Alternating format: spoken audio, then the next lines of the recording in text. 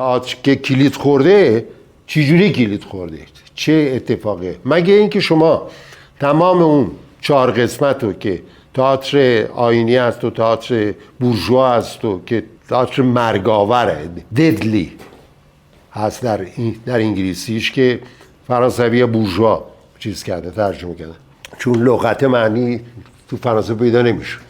ددلی تئاتر یه نوع تئاتره که تئاتر مریضیه که در حال مرگه ولی هنوز نمرده. همین تئاتری که ما الان داریم تمام تو جمهوری اسلامی این ددلی تئاتره، تئاتر مرگاوره ولی نمرده، میرن رو صحنه نشون میده. همین تئاتر رو فرانسوی‌ها گذاشتن بورژوا برای که توی تاریخ فرانسه با اون انقلابی که اتفاق افتاد کلمه بورژوا خود کلمه چیزه، کلمه غیر معموله، بیخودیه، یه تئاتر بیخودی مثلا اگه بخوام ترجمه کنم.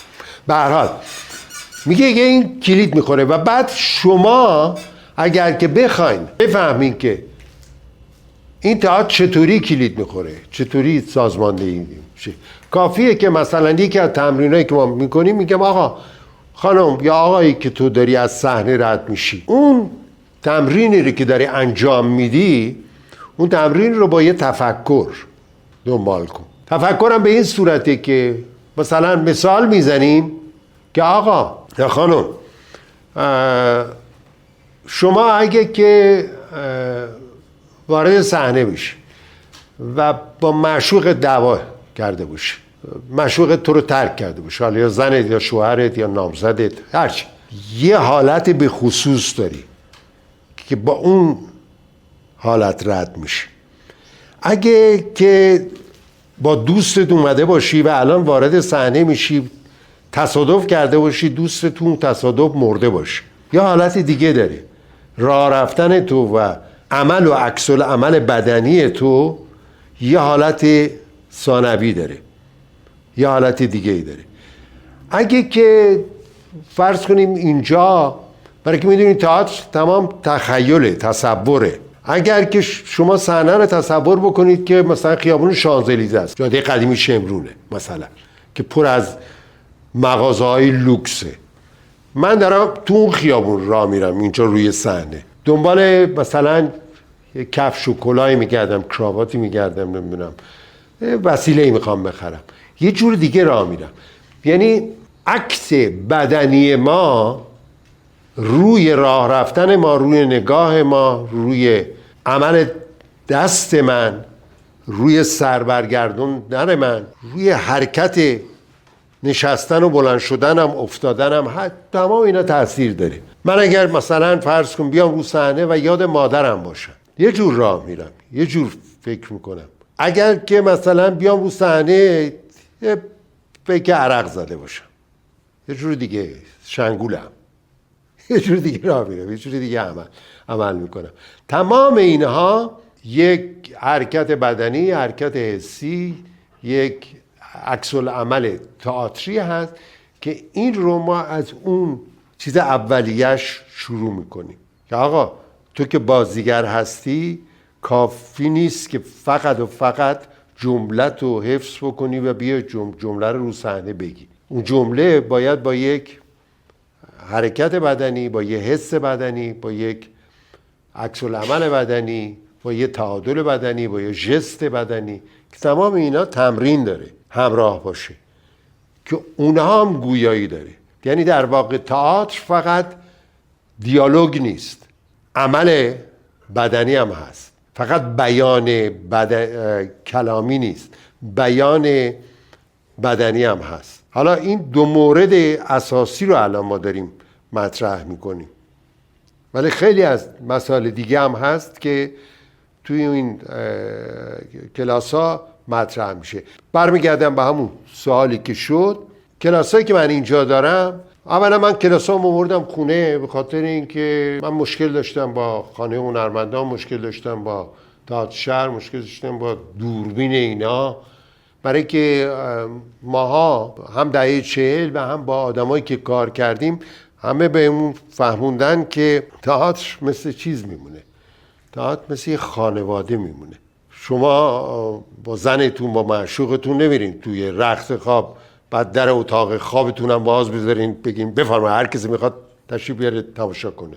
نه، یه چیز خصوصیه، یه چیزه. تئاتر هم همینه. تئاتر در واقع یه جور ازدواج دست جمعی هست. برای همین من روزی که متوجه شدم که توی خانه هنرمندان دوربین گذاشتن اینا، به ابراهیم گفتم ابراهیم اون کتتو بده، انداختیم رو اون، کارمون کشید به دادگستری و فلان یه حرفا. و 97 که کارگاه داشتم، یکی از ایرونی‌ها بودم، 3 خارجی بود، تنها ایرونی که اونجا کارگاه داشت من بودم که اینا هم البته بعد بیرا گفتن آقا تازه اومده چرا کارگاه رو به ایشون دادیم. ولی 30 نفر مثلا از این چیزای شهرستان بودن، گرداننده های به اصطلاح تئاتر شهرستانی رو آورده بودن، 1 نفر 2 نفر از هر شهرستانی اومده بودن. از بین اینا 3 خانم بود. واقعا اینا همه جاشون تا اینجا پوشیده بود، هم لباس گلوگشاد بود، رو اونم شلوارشون هم حتی یه پیرهن بود. خب ما دایره که میزدیم اینا خب پاشون میرفت هوا دیگه. بعد دیدیم وسط تمرینات 4-5 نفر از این گردن کلفتان اومدن گفتن آقا این 3 خانم حذف کنید از اون دایره. گفتم برای چی؟ گفت برای که حرکات نادرستی هست انجام میشه اینجا. گفتم خودتون رو مسخره داد فریاد که محمود رضا رحیمی که به اصطلاح گرداننده چیز بود اومد و خلاصه واسطه شد و فلانی حرفا. آخر سرم یواشکی تو گوش ما گفت آقا دوربین اونجاست، این دایره که میگیره اگه اون دخترها رو بذاری اونجا. با خدای من 2 مرتبه اینا 1001 مسخره بازی.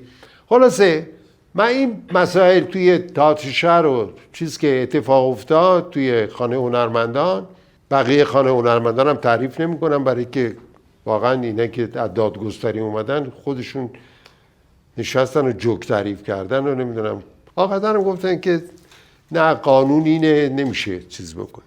برای همین من خلاصه کارگارا رو آوردم توی خونه و الان این 4 نفری که میگیرم و باشون کار میکنم دیگه بیشتر از این واقعا فعلا امکانش برای من نیست. که 5 شنبه 4 ساعته، 10 تا 2 بعد از ظهر، جمعه هم 10 تا 2 بعد از ظهر. 8 نفرم بیشتر نگرفتم که الان 7 نفر گرفتم. یه نفر برای جمعه قراره بیاد که هنوز چیز نکرده، نمیدونم میاد یا نه. به هر حال 8 نفر بیشتر نمیگیرم و اینا کار رو ما از در واقع از تمرینای اولیه شروع میکنیم. حالا میخواد که اینا کار کرده باشن نکرده باشن، ولی یه چیزی هم به شما سریعا بگم. اونه هم که کار کردن من دیدم که واقعا نصف این تمرین‌ها رو نمیدونن اصلا چی هست، وارد نیستن. حالا چرا من نمیدونم.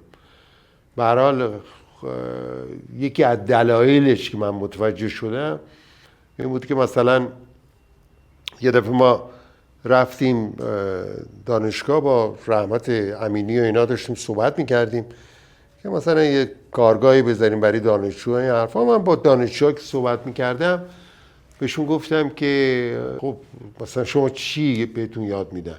مثلا اوزان عروضی رو هم میخونین شما؟ مثلا خیلی برای من عجیب غریب بود که یارو میگه اوزان عروضی دیگه چیه؟ گفتم بابا اوزان عروضی اصلا پایه شعر ایرانه که شما اگه که بخواید کار دانشگاهی بکنین، کار تدریسی بکنین، دانشگاه باید اون موقع دکتر محجوبی میومد به ما واقعا درس اوزان عروضی رو میداد، چطوری حافظ یا سعدی یا مولانا یا نظامی یا مثلا فلانی رو چه اوزانی این شعرها رو تنظیم کردن و چطوری ما یا آیین سخنوری یا نقالی یا شاهنامه خوانی، اینا تمام چیزایی بود که به ما یاد میدادن. الان که هیچ. میگم که من بهشون گفتم اوزان عروضی، گفتن اصلا اوزان عروضی چیه؟ نمیدونستن. برای من خیلی عجیب غریب بود. و بعدم تا این 4-5 سالی که اینجا هستم دیدم خب ما مثلا قدیما تو همین خونه من یادمه میرفتیم سر پایین چیز تو سمنگان، یه قهوه خونه بود، شاهنامه خونی بود. می نشستیم چای میخوردیم و قهوه که نه، چای میخوردیم و نمیدونم چیزا یه حرفا، اونم شاهنامه خونی میکرد. واقعا کیف میکردیم. هم رستم رو بازی میکرد، هم سهراب رو بازی میکرد، هم رخش رو بازی میکرد، هم تهمینه رو بازی میکرد، همه شخصیت رو بازی میکرد. الان من یک دونه قهوه خونه سراغ ندارم که بدونم که واقعا نقالی چیز شاهنامه خوانی توش باشه. حالا نقالی هم همینطوره، نقالی و اینا. میبخشید دیگه پرحرفی کردیم. ببینید دوستان، عرض کنم خدمتتون که من همه پوسترها رو ندارم، چه میدونم 70-80 تا نمایش که بازی کردیم، پوستره که الان دم دستم بوده که اغلب میبینید پاره شده، همین هست دیگه. این پوستر دوم طلبکارهاست که قرار بود با 2 دسته بازی بکنیم که دسته دوم که فهیمی راستگار و نسرین رهبری و تیمور اسپاشن به اجرا نکشید، یعنی اصلا تمرین نکرد. در واقع ما 3 نفر بودیم، پرویز پورحسینی، من بودم و خانم شکوه نجم‌آبادی که 3 تا پرسوناژ داره طلبکارا.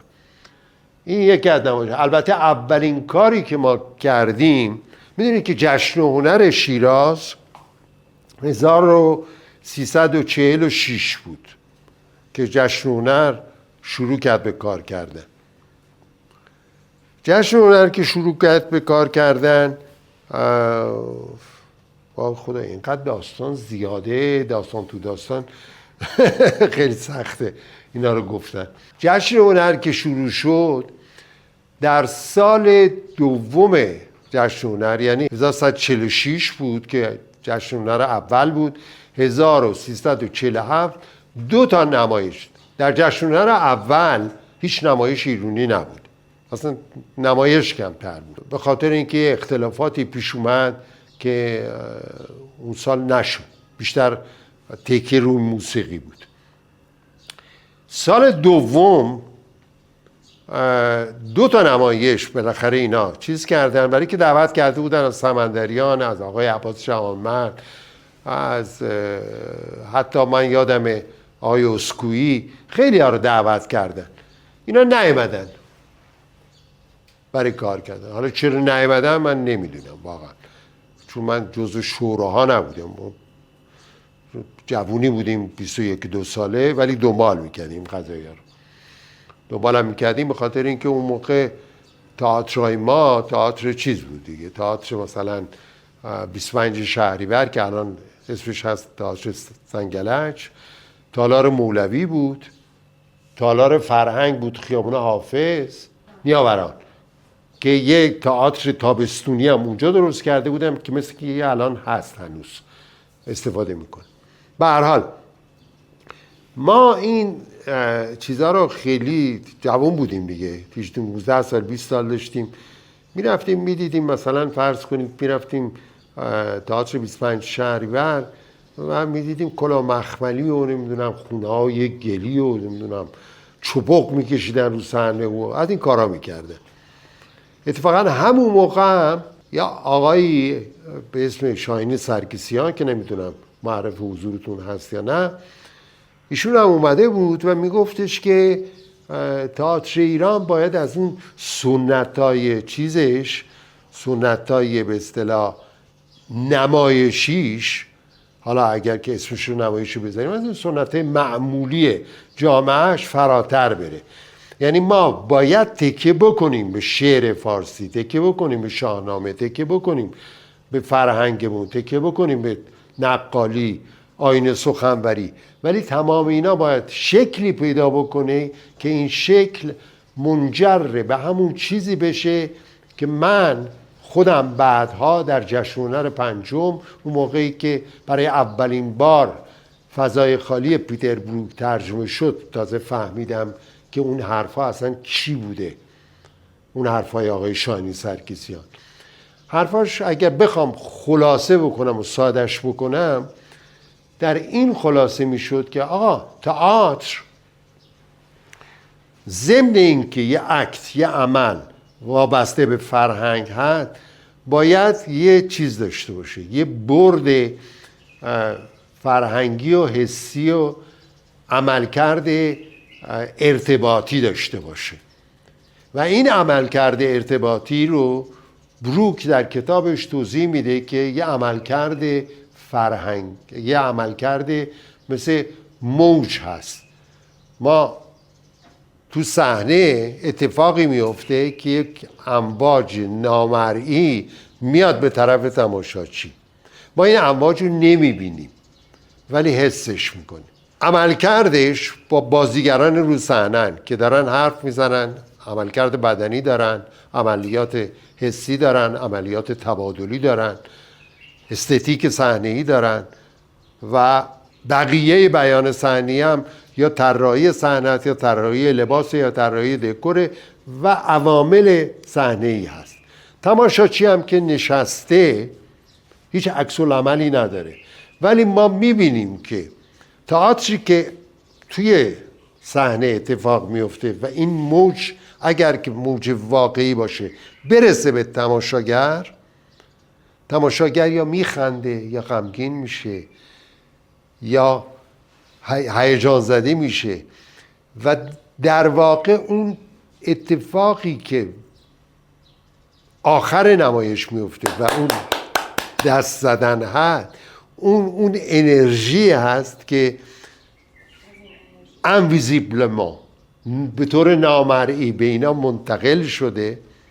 ما اینجا این الان تبدیل به یک سنت، معذرت میخوام، شده سنت ولی احمقانه.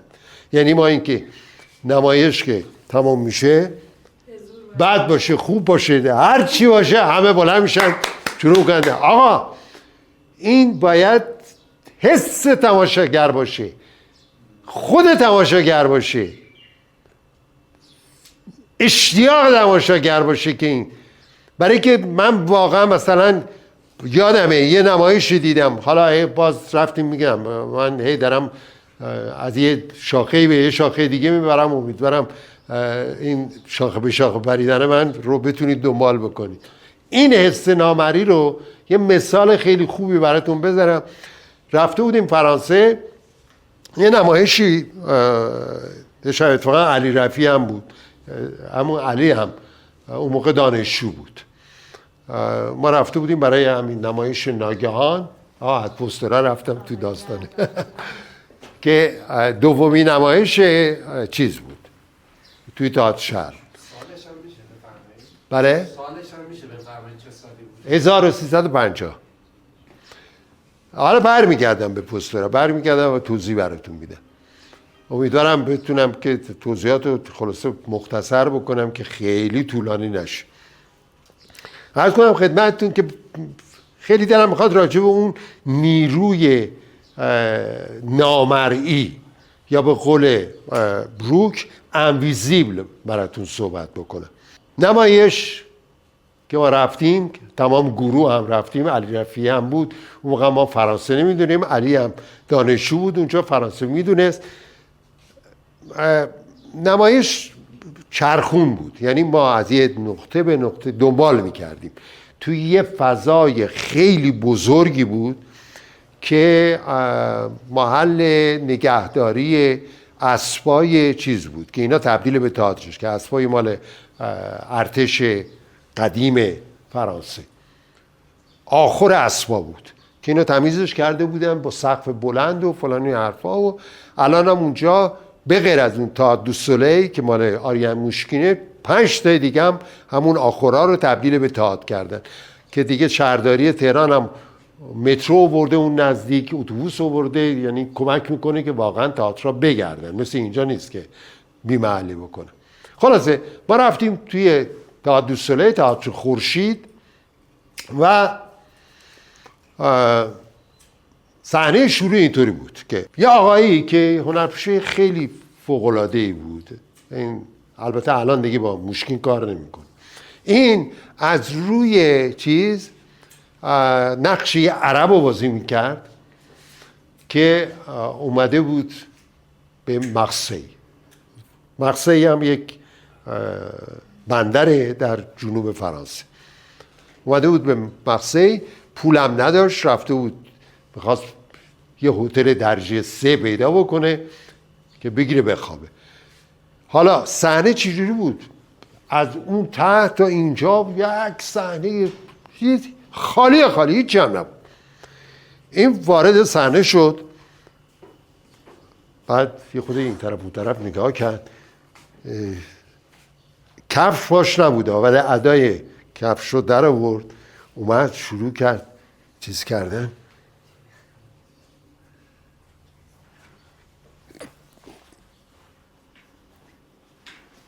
کم کم ما متوجه شدیم این هتل از اون هتل درجه 3 هاست که همه رو زمین گرفتن خوابیدن. اینم جا پیدا نمیکنه برای خوابیدن، یکی اینجا خوابیده، یکی اونجا خوابیده، یکی اونجا بخوابیده. از این هتلایی که مثلا 2 تومن میگیرن، مثلا 150 نفر میان تو سالن و اتاق و راهرو همه جا میخوابن. آقا بالاخره این بعد از چیز این حالا منتقل میکرد به تماشاگرها. یه جای این قدی در پیدا کرد اینجوری، بعد اینجوری کرد رفت پایین رو کلش، رفت بالا، خوابید. آقا اینقدر این صحنه چیز بود که همه شروع کردن به دست دادن.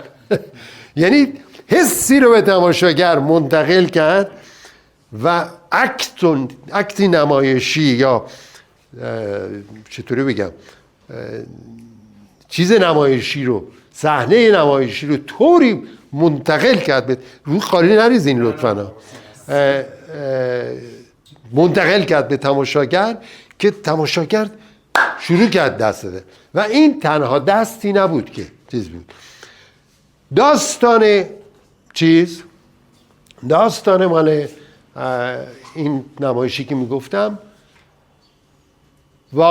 واقعی چیز بود، واقع پیش از انقلاب و فتح باستی بود. فتح باستی و انقلاب، یعنی در 2 قسمت 6-7 ساعت هم طول میکشه. یکی از صحنه‌های دیگه‌اش که بازم با 2 مرتبه تماشاچی این چیز کرد، صحنه چیز بود که صحنه خالی بود. خود هنرپیشه‌ها 4 تا صندلی اینا آوردن رو صحنه و گذاشتن و نشستن و ما فهمیدیم که اینا دختر پسرایی هستن مال خانواده‌های بورژوا و یه جور به خصوصی اومدن و حالا میخوان یه جشن زمان انقلاب هم هست. اومدن رو صحنه و هیچی نبود، نه شیرینی بود نه قهوه‌ای بود، هیچی. نه همه بعدن ما کم کم میدیدیم شیرینی ها، اینا همه چی، میوه ها و اینا همه بدونی که وجود داشته باشن، اینا کم کم شروع کردن ما رو بردن تو اون مهمونی. واقعا فقط تنها چیزی که آوردن 4-5 تا صندلی بود و 1-2 تا میز. اومدن و یه سیگار حشیش هم پر کردن، 2-3 تا سیگار حشیش. بعد این حشیشا رو هم شروع کردن کشیدن. بعد این حشیشا رو که میکشیدن این حرکات کند شد، این میز صندلی ها رفت و هوای اصلا مهمونی های چیز شد، سیب و شیرینی و اینا همه رو هوا بود. اینا میخوردن تو لنگ پاچه همدیگه میپریدن. اون پسره که مثلا نظر داشت از اول به 2 دختره، حالا که کشیده بود نظرش بیشتر شده بود، دست میزد به رون طرف. آقا یک چیز شده بود. یعنی صحنه آنچنان گیرایی پیدا کرد بدون هیچی همه چی رو به ما منتقل میکرد. میخوام بگم که اون چی که ما دنبال میکنیم واقعا این است که به چیز بفهمونیم که آها تو باید اکت تئاترال، عمل نمایشی داشته باشی. اگر این عمل نمایشی عملکرد نداشته باشه به هیچ دردی نمیخوره. این رو در همین جا خلاصه میکنم. حالا اگر که باز موردی پیش اومد براتون خواهم گفت. برمیگردم به پوسترامون. خب ما 1346 جشن هنر بود، 1047 2 تا نمایش اومد که ما جوون چیز بودیم دیگه. الان البته من هنوز 22 سالم نشده، کمتره، ولی خب اون موقع 17-18 سالم بود. 1346 نمیدونم چطوری هست که جلو نمیرم دیگه. عرض کنم خدمتتون که ما جوون بودیم دیگه، میرفتیم تئاتر مثلا زنگلک، اون موقع 25 شهریور میگفتن و فلان حرفا، میدیدیم آقا اینا چطور از دباده. شناختی هم نداشتیم از تئاتر، برای که واقعا تعداد نشریات و کتاب ها و اینا خیلی کم بود اون موقع. الان خیلی بیشتره. البته خب مزخرفات هم خیلی زیاده، ترجمه هم که دیگه ماشاءالله هوش مصنوعی اومده، اینا دیگه سپردن در هوش مصنوعی. ولی خب به هر حال الان تعداد چیزا انتشارات خیلی زیاده. اون موقع خیلی کم بود، خیلی کم بود. آشنایی خیلی زیاد ما نداشتیم. یعنی ما میرفتیم میدیدیم که مثلا فرض کن تو تئاتر 25 شهریور که الان سنگلک شده چه نوع تماشایی، ولی دوست نداشتیم تئاتر. چون مثلا رفته بودیم فیلم مثلا رام کردن زن سرکش با الیزابت تایلور، اینا گرچه فیلم بود ولی میدونستیم که شکسپیره. مثلا فیلم های اینطوری رو دیده بودیم، گفتم که ای بابا این تئاتر ایرانی اصلا معنایی ندارن. این اولین تئاترایی که ما جلب نظرمون کرد 2 تئاتر بود. یکی شهر قصه بیژن مفید بود و یکی هم پژوهش ژرف و ستاره که من متاسفانه اینجا چیزشو ندارم. آره پوسترشو ندارم، ولی بعضی از مدارکو دارم. به هر حال این 2 نمایش واقعا یه تکون عجیب غریبی داد 1347 و بحث هم زیاد شد. الان یه مقدار از بحثا رو نمیدونم دیدین دیگه، آقای براهنی و نمیدونم دیگران پخش میکنن و خوشبختانه واقعا دارن پخش میکنن. منم تا اونجایی که بتونم چون ناظر این جلسات بودم دارم میگم آقا این جلسات واقعا این حرفایی که اینا میزدن پشتبندش یه چیز دیگه بود. حالا کاری نداره، ولی به هر حال خیلی از جوانایی که هم سن و سال من بودن تغییر عظیمی توی تئاتر ایران اتفاق افتاد. این تغییر چرا اتفاق افتاد؟ بله؟ تغییر یکیش جشن و هنر بود، واقعا یکیش جشن و هنر بود، ولی مهمتر از جشن و هنر دهه 60 بود. یعنی دهه 60 میلادی رو دارم میگم. آره یعنی دهه 60 که در واقع اتفاقات عجیب و غریبی در تمام دنیا افتاد و این اتفاقات منشأ و مبدأش هم دانشگاه برکلی بود که اون تظاهرات شروع شد و فردیت آدم ها موجودیت پیدا کرد. این فردیت باعث شد گروه ها شکل پیدا بکنن. گروه ها که شکل پیدا کردن، زنها گفتن آقا گروه زنها چرا باید از مردا اطاعت بکنن؟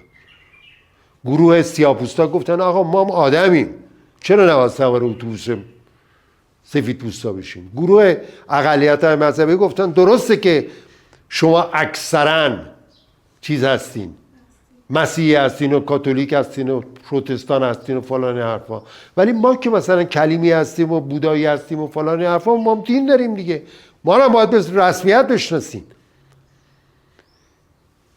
همین عامل فردیت وارد کار گروهی شد که اولین نشانه هاش هم تا اونجا که من یادم میاد شعر سپیده که بعدن اومد و نیما و اینا ازش چیز گرفتن آوردنش تو جهان. همون دهه 40 پیش از دهه 40 این عمل اتفاق افتاد و اولین اثرات تئاتریش هم در همون دهه توی گروه های مثل لیوینگ تیاتر و اوپن تیاتر و اوپن تیاتر که بعدن چیز. خب اینا هم اومدن، یعنی حرکت های جمعی که اول اجتماعی بود که بعد وارد شعر شد، بعد وارد رمان شد بعد وارد سینما شد، بعد وارد تئاتر شد. مثلا لیوینگ تئاتر مثلا اومد جورج چایکین مثلا اومد گفتش که آقا تئاتر ربط کاملی به زندگی داره. در نتیجه اینا رفتن یه تئاتری رو صحنه، تمام خانواده‌اش هم آورده بودن، معشوقش هم آورده بودن، بچه‌هام میومدن اونجا پلو خورش نمیدونم پلو خورش که نه، البته هم غذای خودشون رو درست میکردن و میخوردن، حتی اشپازی هم میکردن رو صحنه، گفتن هر کسی دوست داره نگاه کنه. یعنی یه جنبه افراطی هم البته پیدا کرد، ولی خب کم کم این جنبه تلطیف شد و یک حالت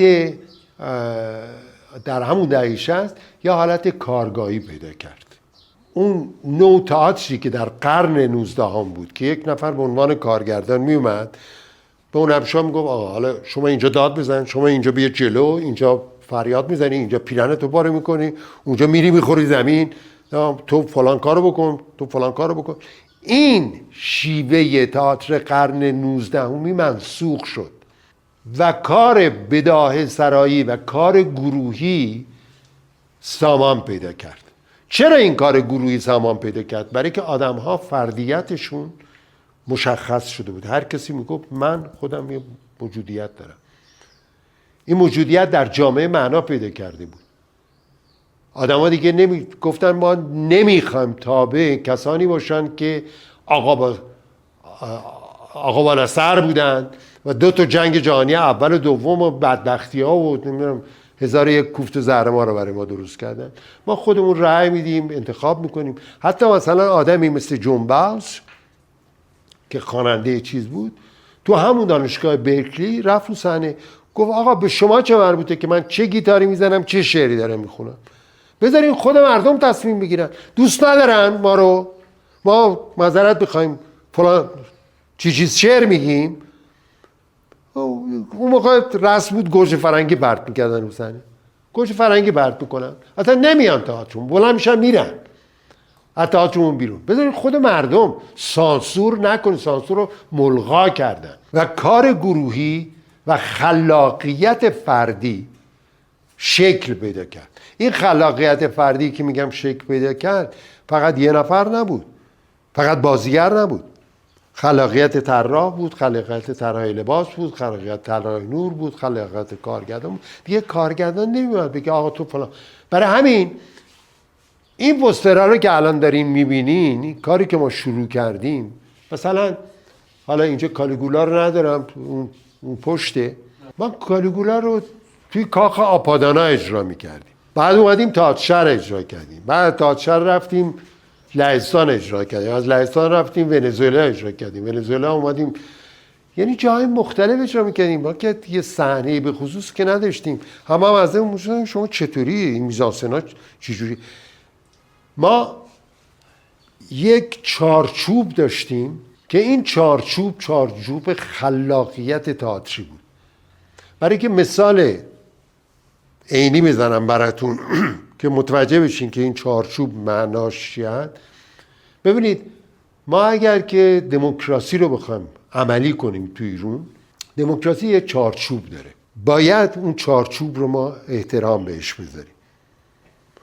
اون چارچوب دیکتاتوری نیست، چارچوب مخصوص ما آزادیم، اون صحنه چارچوب ماست و آزادیم، ولی این آزادی یه حد و حدود داره که این حد و حدود بستگی به نمایش داره. کالیگولا باشه یه جور عمل کرده تو اون چارچوب داره، انسان حیوان تقوای پیراندلو باشه یه جور داره، ناگهان عباس نلبندیان باشه یه جوره، چخوف باقالبلوی چخوف باشه یه جور دیگه. بستگی به نمایش داره، بستگی داره که ما کالیگولا رو چطوری ببینیم، بستگی به اونم داره. یعنی این که ما اولی که مثلا کالیگولا رو قاسم تمرین بکنیم، یکی از اساسی ترین موضوعاتش مسئله چیز بود دیگه، مسئله دوگانگی، اسکیزوفرنی، دو پارگی آدم ها. این خیلی مسئله اساسی بود که توی چیز هست. این دو پارگی، این اسکیزوفرنی از کجا میاد؟ از یه فلسفه‌ای میاد که فلسفه سارتر و کمو اینا بود که اگزیستانسیالیسمه. همتون حتما وارد هستین. خود اگزیستانسیالیسم از کجا میاد؟ از هایدگر و فلسفه توی آلمان میاد. خب ما به عنوان کسایی که میخوایم کمو رو کار بکنیم، طبیعی بود که تا اون جایی که کتاب ها و چیزای اجازه میده، سواد انگلیسیمون که البته اون موقع ما سواد انگلیسیم در حد این بود که باید یه دیکشنر میذاشتم و یکی یکی چیز میگردم، برای که حتی این وسایل چیزی هم نبود که هوش مصنوعی باشه بدی ترجمه کنن و فلان، اصلا هیچی نبود. تلفن چیز نداشتیم، تلفن خونه بود که هیچی نداشتیم واقعا. یعنی به این طریق ما تمام سعی خودمون، تازه اون موقع مثلا زمان شاه بود دیگه، مثلا روزنامه‌ای مثلا سایت اند ساوند می اومد، ما میرفتیم میخریدیم، گرچه نمیتونستیم بخونیم ولی میخریدیم، 4 تا صفحه‌شو می‌زدیم پدر خودمون رو در میآوردیم تا چیز باشه. ولی با همه این حرفا یه عامل تحقیقاتی توی کارمون بود که سعی میکردیم که ما الان داریم کمو رو کار میکنیم، کمو وابسته به اگزیستانسیالیسم خودش یه جوری نشاط گرفته از فلسفه هایدگر و اون چیزی که در جامعه فرانسوی مطرح میشه، چیز عمدهش برمیگرده به جنگ جهانی دوم. یعنی اون نیست و نابود شدن و اون اتفاقاتی که در فرانسه میفته و بعدم منجر به چیز میشه، منجر به دهه 60 میشه که انقلاب میکنن و بعد قبل از اون که ژنرال دوگل میاد و فرانسه رو نجات میده از دست آلمانا و فلانی حرفا، یه جور نیستی هست در خود فلسفه کمو و کالیگولا. این دوگانگی از اون نیستی میاد، از اون اینکه همین حالتی که ما الان داریم، ما هیچ کدوم وجود نداریم. چرا وجود نداریم؟ به خاطر اینکه حکومت به ما موجودیتی نداده. در نتیجه هنرمندی که الان روی صحنه میره چیز نداره، وجود واقعی خودش رو نمیتونه تشخیص بده و چون نمیتونه خودش رو تشخیص بده، اون موقع برداشت مثلا کالیگولا هم نمیتونه وفق بده با جامعه خودش. به ما میگفتن که شما چی رو صحنه بازی میکنید؟ آیا اگزیستانسیالیسم و دوگانگی و دوپارگی بعد از جنگ جهانی توی فرانسه رو بازی میکنی؟ گفتم ببین قربونتون برم، ما تا اونجایی که بهمون اجازه میدادن و تا اونجایی که اون آدمایی که دوستانی که از فرنگ اومده بودن و بیشتر از ما سواد داشتن و اینا ازشون میپرسیدیم و استادان دانشگاه و تحقیقاتی که میکردیم این طرف اون طرف، اونا رو سعی کرده بودیم که یاد بگیریم، کپته بکنیم، به قول فرانسوی‌ها بگیریم. ولی واقعیتش این بود که ما اون دوگانگی، اون دوپارگی رو توی جامعه خودمون میدیدیم، اونو بازی میکردیم. مثال براتون میزدم، من کالیگولا رو بازی میکردم سر همون مقابل تئاتر شهر، یه چهارراه پهلوی که الان چهارراه ولیعصر، یه کوچه بود، اگر که برین هنوزم فکر کنم اون کوچه، یه کوچه کوچولی بود، تهش یه سینما بود، وسطش یه مسجد بود، یه تابلو هم زده بودن سر کوچه، گروهی این گروهی آن پسندن، که گروهی این گروهی آن پسندن، همین حالا یا گروه این یا گروه اون الان فائق شدن، پسندیدن و موجودیت ما را ما اون دوگانگی رو بازی میکردیم. چرا اون دوگانگی رو بازی میکردیم؟ به خاطر اینکه با تماشاچی خودمون سهمی. و چرا این امکان برای ما اون موقع وجود داشت؟ به خاطر اینکه دستگاه قدیم یه دستگاهی بود که واقعا اونا سعی داشتن، من طرفداری نمی کنم، اینا واقعا تعریف از هیچ کس نیست، در اون دوران یه ویترینی بود که این ویترین برای حکومت قبلی خیلی مهم بود که دیگران خواستن نشون بدن که ما این آدم ها آزادن. اون موقع من خودم به عنوان کالیگولا تیکه رو بازی میکردم که حکومت کردن دزدیدن است. این را همه میدانند و من آشکارا میدزدم. آقا ساواک نیامد منو دستگیر بکنه بگه آقا این جمله رو نگو، ارشاد درست بکنم. نه، وزارت فرهنگ و هنر بود، وزارت فرهنگ و ارشاد نبود. یه شب قرار بود فرح بیاد، پیش گفته بودن این نمایش نری بهتری. ما یه 5 دقیقه دیگه شروع کردم، خودمونم نمیدونستیم چرا. گفتیم چی شده؟ چرا 5 دقیقه دیگه شد؟ و هیچ کس باور نمیکنه که ما آزادی تمام و کمال رو به معنای فرنگیش نداشتیم. ولی همین نمایش جان نثار رو که در کارگاه کار میکردیم با بیژن مفید، در اون زمانی که ما کار میکردیم، این جان نثار لقب شاه بود. ما داستان طوری بازی میکردیم که لباسا مال صفویه بود، گفتگوها یه طوری بود که مثلا یارو چه میدونم یه تیکه‌ای داشت، حالا تیکه رو یادم نیست، که یارو میگفت فلان نمیشه بسان نمیشه، این گفت این که 20 سالیه. نه قربان، 20 سالی هنوز یه برنامه رادیویی بود هنوز اختراع نشده. یعنی یه جوری خب کاری میکردیم که حکومت هم ولی خب ما از کارگاه نمایش نتونستیم بیام بیرون، برای که ما تو کارگاه 90 نفر جا داشتیم، 300 تا بلیت میفروختن دیگه، دور تا دور ما نشسته بودن همینطوری. یعنی یه جور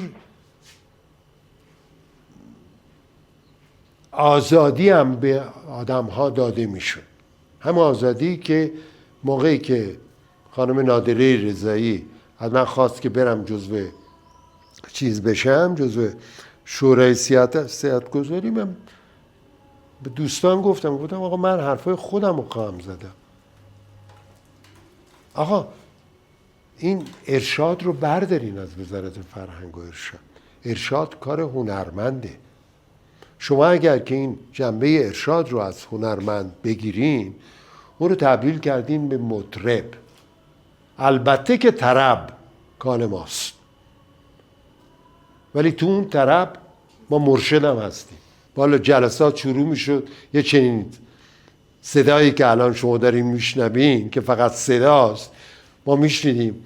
یه دفعه من بهشون گفتم آقا این چیه پخش میکنین تو از دوست؟ من ضد قرآن نیستم، ما به خدا من خیلی سالها اصلا دوست داشتم، خیلی هم دوست دارم، ولی بعدها که به نام خداوند بخشنده، به نام خداوند جان و خرد که از این اندیشه برتر، که از این اندیشه بر نگذرد، یا اون چیز مال تذکرة الاولیاء که از عشقت سرمستم کردی و در جوار خود تنها رهایم کردی، تو تنهایی در تنهایی ابدی و تنها تو گواهی بر مسند عرش حقیقت، قیام تو به عدل است نه از اعتدال، حضور تو به علم است. در راجع به خدا صحبت میکنه.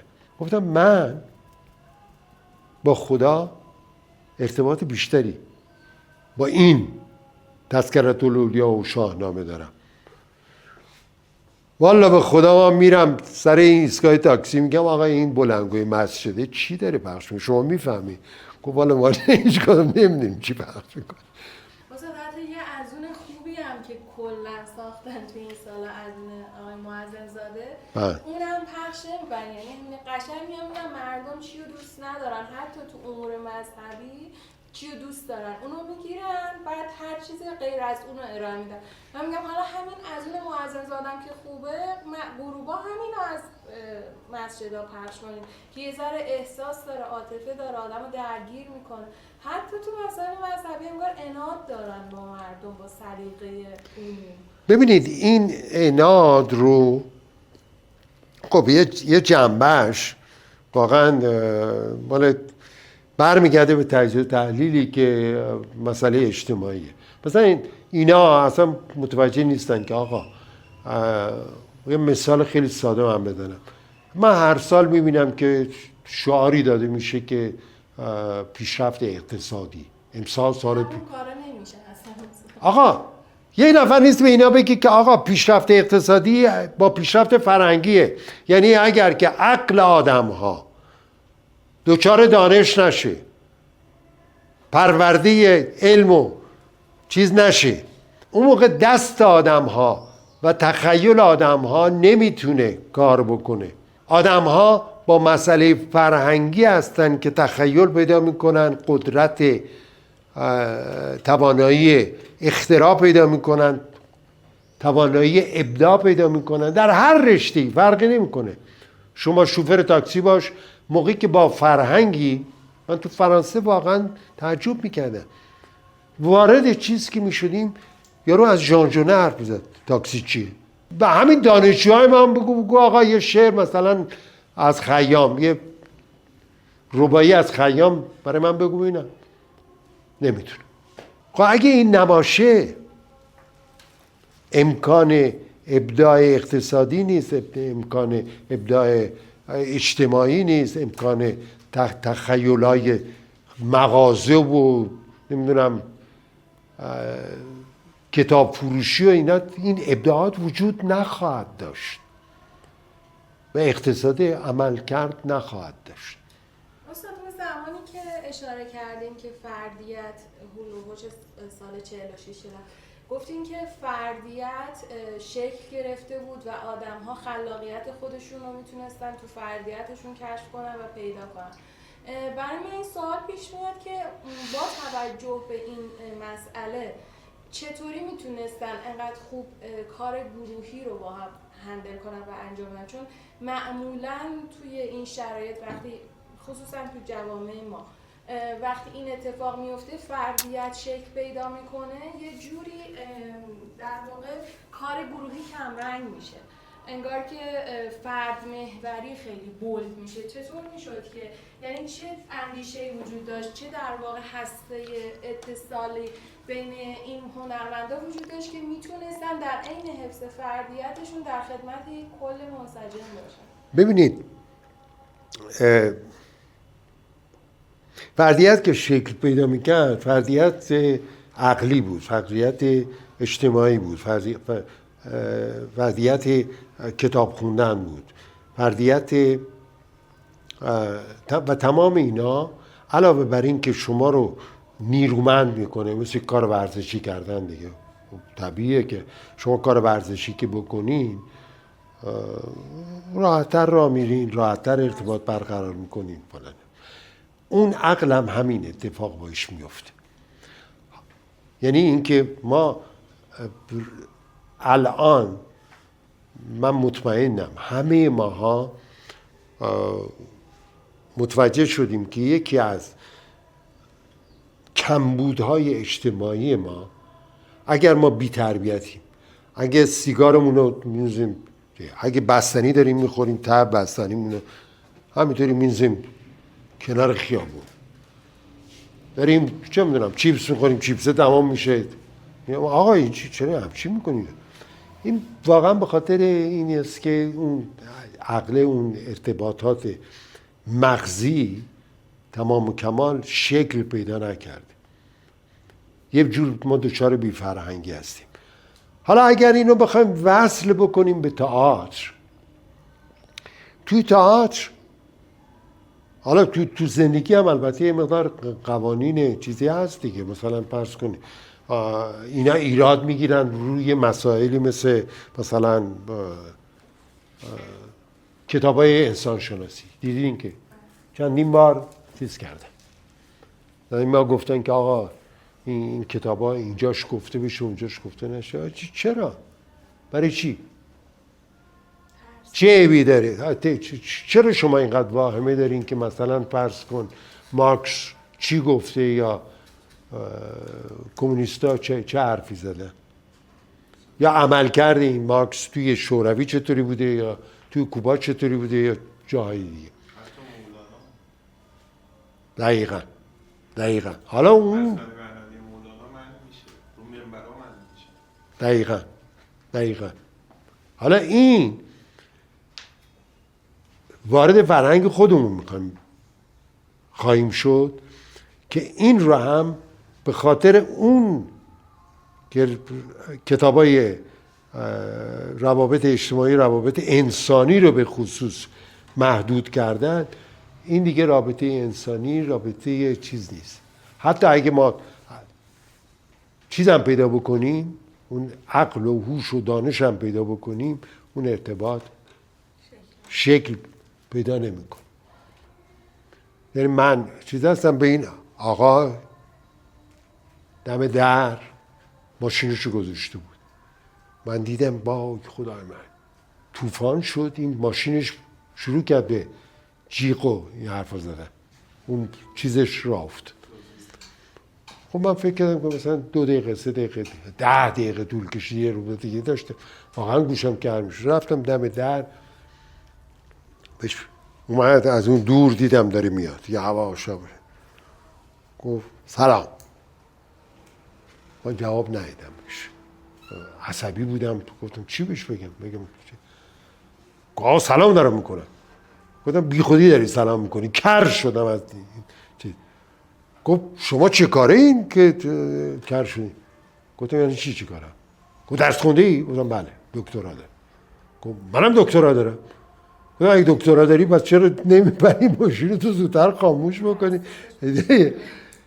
آدمی که عقل و شعور داره خب رعایت دیگری رو میکنه دیگه. حالا این رابطه بین من و این آقا بود، من رابطه زن و شوهر رو دیدم اینطوری.